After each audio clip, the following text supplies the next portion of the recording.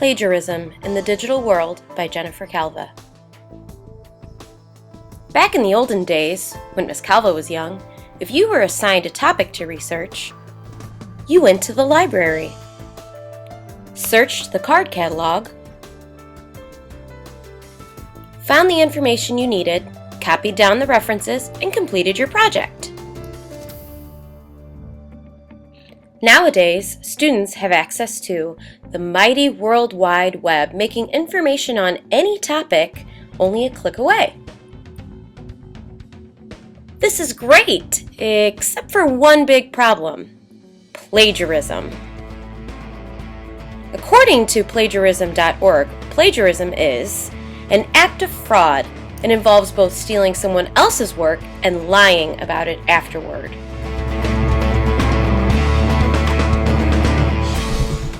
Some examples of plagiarism might be turning in someone else's work as if it were your own, copying words or ideas from someone else without giving them the credit, if you'll notice I cited these below, not putting quotation marks around direct quotes, or only changing a few words from a sentence of a source without giving it its credit. Why would anyone do such a thing? According to a middle school study in 2006, these are some of the reasons middle school students plagiarize. The first reason is peer culture. The study found that 70% of students say they knew someone who copied and pasted from an online source to complete their homework, so they felt like it was really no big deal. 1/4 of the students actually admitted to plagiarism. Another reason is that websites make it easy. With so much information so readily available, it's hard to resist not just copying it and using it as one's own. Punishment is not reinforced. Students take chances with plagiarism because they think the odds of getting caught are pretty low.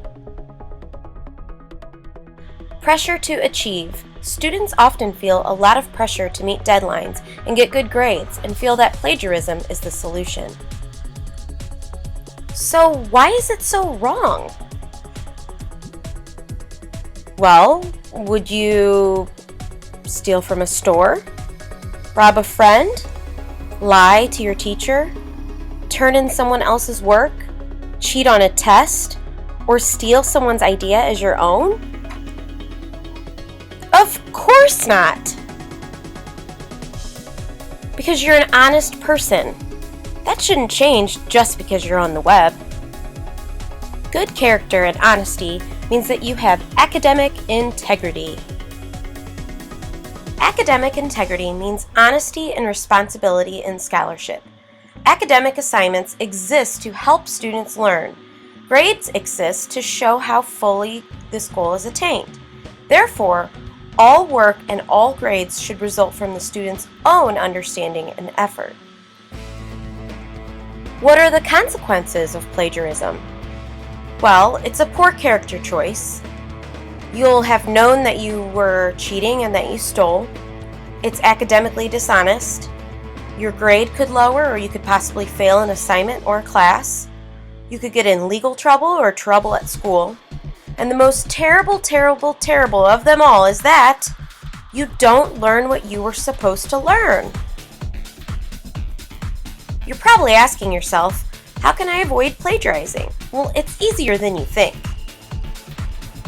Come up with your own original thoughts and ideas, and if you use other people's thoughts and ideas to support your ideas, make sure to cite your source to give those people credit. How to cite your source depends on how you're using their information, but it's safe to always include the following: the author's name, the title of the article, the website, and the publication date. These should be put in a reference section at the end of your research and also mentioned in your research as well.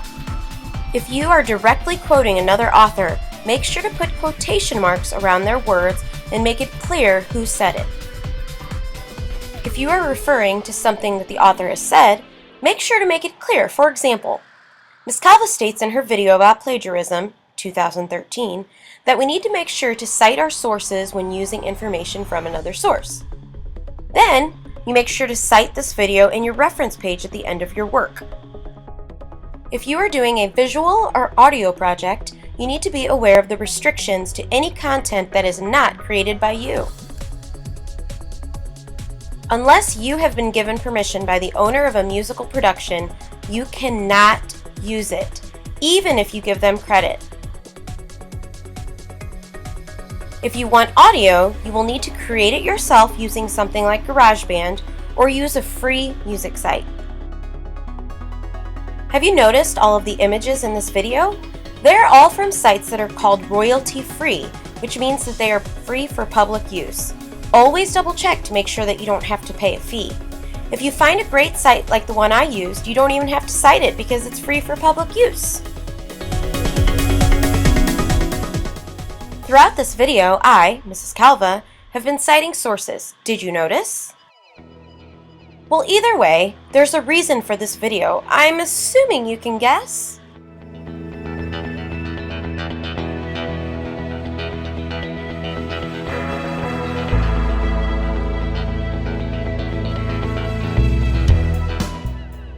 According to Calvert and Moorman, to prevent plagiarism, teachers need to do the following.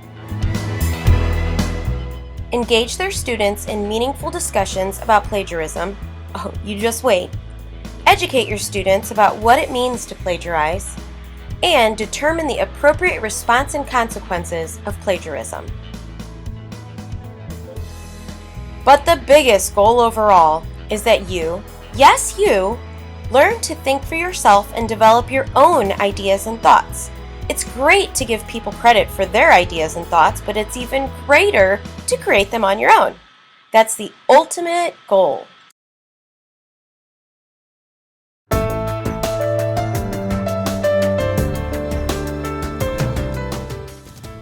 The end.